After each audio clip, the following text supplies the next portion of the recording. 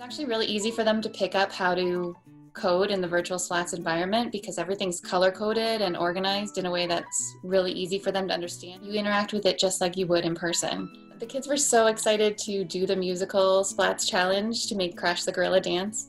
So that was motivation from the beginning. But it was really fun to just experiment with how do you actually make a sound or make a sound into a song that is danceable.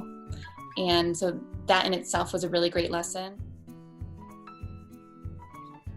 Depending on how the fall is set up, I think having that virtual option and then also having the physical splats will kind of allow collaboration to happen within those restrictions that we're going to be teaching in. If kids can virtually, they can be connecting and coding together, or even physically, even if you're not sitting side by side, you're still able to see the same program together if you're sharing and then see what the results are, see what the action is.